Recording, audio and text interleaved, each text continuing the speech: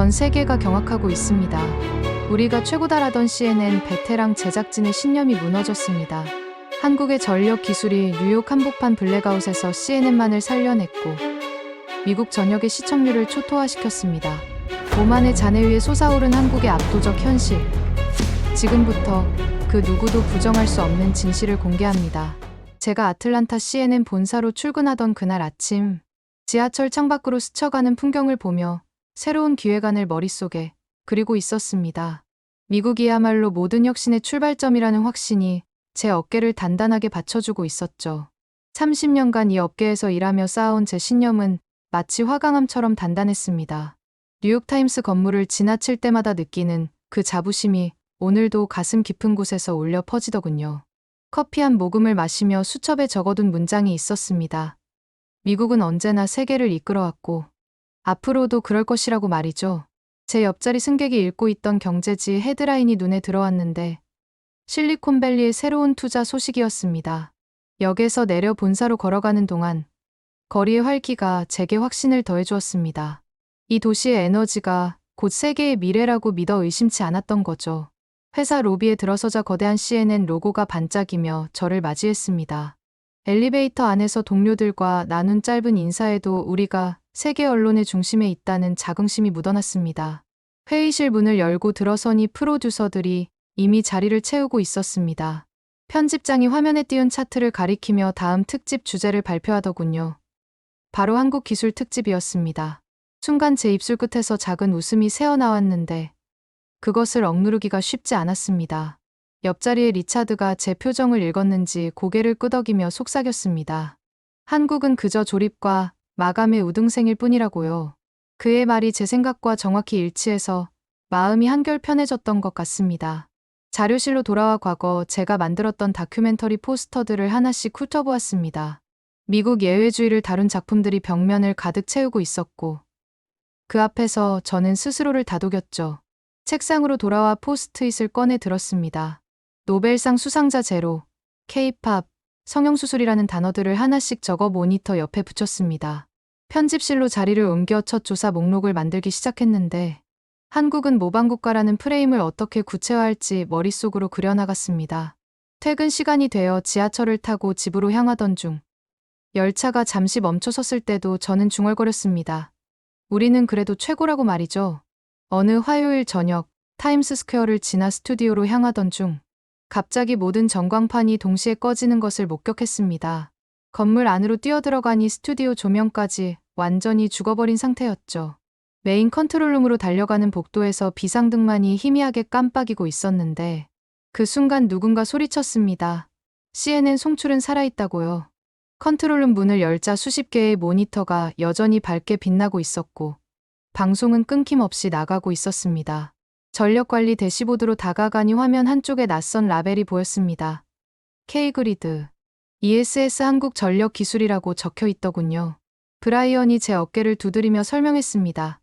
작년에 백업 시스템을 한국기술로 교체했다고 말이죠. 경쟁사들의 방송이 하나둘 마비되는 동안 우리 시청률 그래프는 마치 로켓처럼 수직 상승하고 있었습니다. 스태프들이 환호성을 지르며 서로를 껴안는 모습을 보면서도 제 머릿속에는 오직 하나의 질문만이 메아리쳤습니다. 왜 하필 한국이었을까요?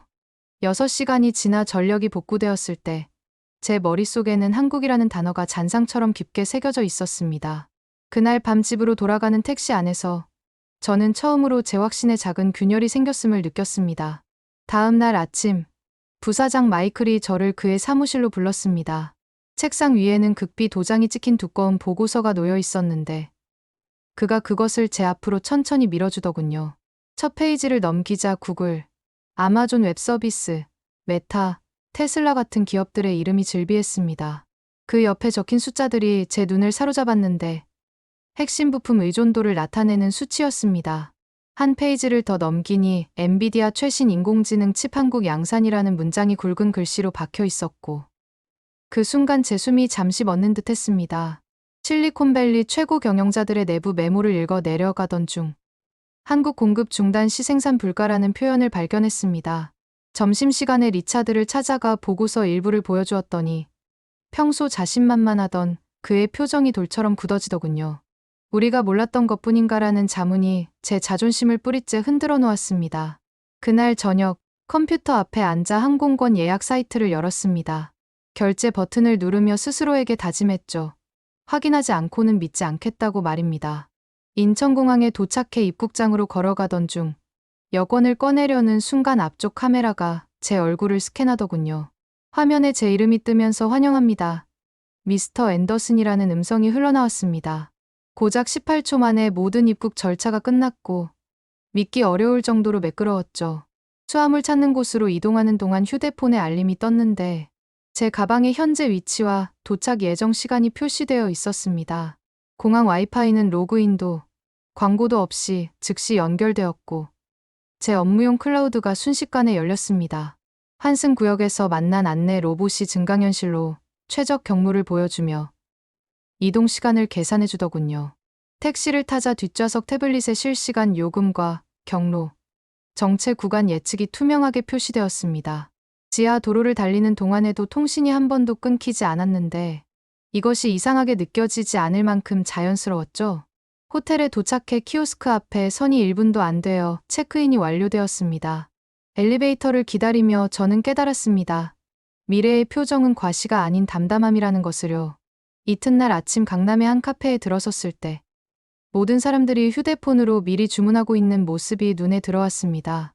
저는 서투르게 키오스크 앞에 서서 메뉴를 하나하나 살펴보며 주문 방법을 배워야 했죠. 지하철역으로 내려가니 플랫폼 화면에 각 한별 혼잡도와 도착 시간이 초 단위로 표시되고 있었습니다. 가장 한적한 칸을 골라 탔는데 이런 선택이 가능하다는 것 자체가 놀라웠죠. 옆자리에 앉은 청년이 휴대폰으로 4K 영상을 끊김없이 시청하는 것을 보고 속도를 측정해 보니 800메가비트에 가까운 수치가 나왔습니다. 횡단보도에서는 바닥 LED 신호와 음성 안내를 따라 시각장애인이 자연스럽게 길을 건너는 모습을 목격했습니다. 점심을 먹으러 들어간 식당에서는 QR코드 메뉴와 앱 결제로 직원을 부르지 않아도 음식이 도착하는 시스템에 적응해야 했죠. 편의점 무인 계산대 앞에서 10살쯤 되어 보이는 아이가 저보다 훨씬 능숙하게 결제를 마치고 나가는 것을 보았습니다. 그날 밤 호텔 방 창밖으로 보이는 서울의 불빛을 바라보며 노트에 적었습니다. 한국은 이미 미래에 살고 있다고 말이죠. 판교 테크노밸리의 한 기업을 방문했을 때 로비에서 로봇이 제 이름을 확인하고 엘리베이터를 자동으로 호출해 주었습니다. 최고 기술 책임자 강태원 씨가 저를 안내한 곳은 거대한 데이터 월이 설치된 상황실이었죠. 벽면 가득 펼쳐진 실시간 글로벌 트래픽 지도를 보는 순간 제 손에 든 펜이 미세하게 떨렸습니다. 한국발 플랫폼들이 아시아 시장에서 차지하는 비중을 나타내는 그래프가 제 예상을 완전히 뒤집어 놓았죠.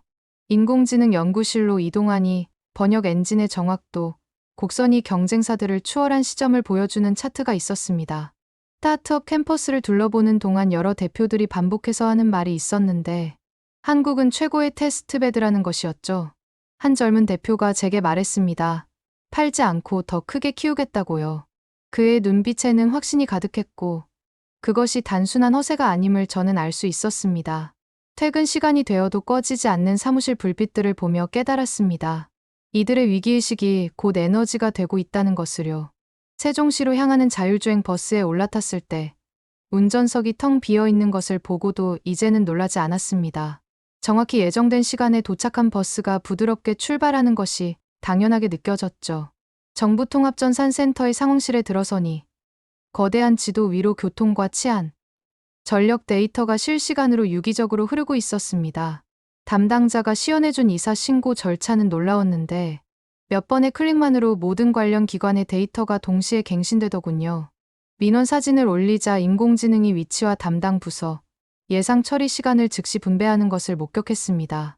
구급차가 지나갈 때 신호등이 자동으로 우선권을 부여하는 시스템이 실제로 골든타임을 지키는 장면도 확인했죠.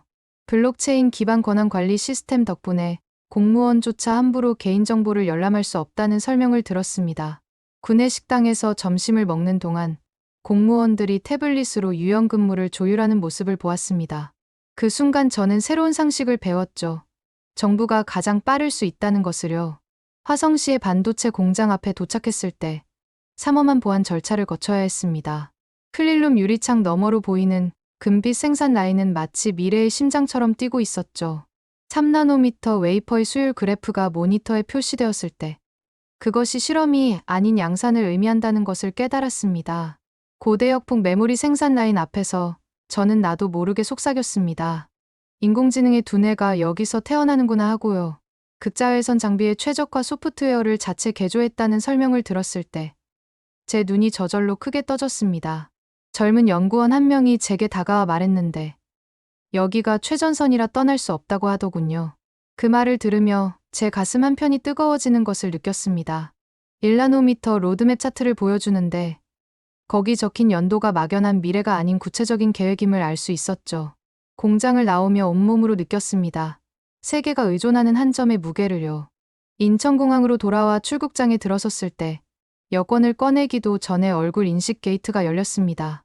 제 머릿속에 각인된 숫자가 있는데 바로 10초였죠. 그것이 제가 출국 심사를 통과하는 데 걸린 시간이었습니다. 기내 수화물 무게가 자동으로 측정되고 초과 여부가 앱 알림으로 조용히 전달되었습니다. 탑승구 주변을 돌아다니는 청소 로봇과 공기질을 표시하는 패널이 보이지 않는 배려를 수치로 보여주고 있었죠. 항공사 직원이 사용하는 태블릿의 체크리스트 인터페이스가 군더더기 없이 매끄럽게 작동하는 것을 보았습니다. 비행기에 올라 좌석에 앉으니 앞좌석 엔터테인먼트 시스템의 디스플레이 패널 정보가 눈에 들어왔습니다. 그 순간 제 안에서 무언가가 마침표를 찍는 느낌이 들었죠. 노트를 꺼내 한 줄을 적었습니다.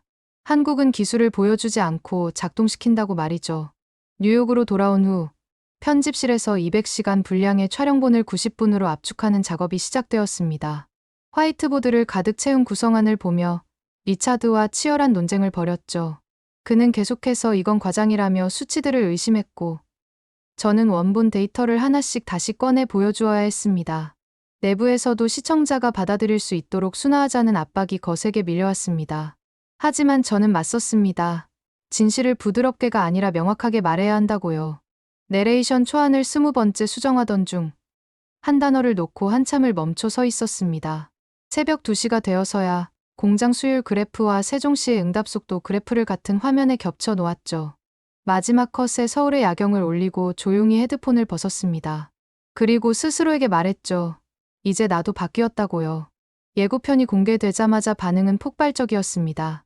30초짜리 영상에 담긴 아이폰, 테슬라, 구글에 보이지 않는 한국이라는 문구가 시청자들의 호기심을 자극했죠. 본방송이 시작되자 웹사이트 트래픽이 순식간에 폭증했고 내부 메신저는 알림으로 불타올랐습니다. 흥미로운 것은 현업 엔지니어들의 증언이 줄줄이 올라오기 시작했다는 점이었죠. 논쟁이 사실 검증으로 바뀌는 순간을 목격하며 저는 깊은 안도감을 느꼈습니다.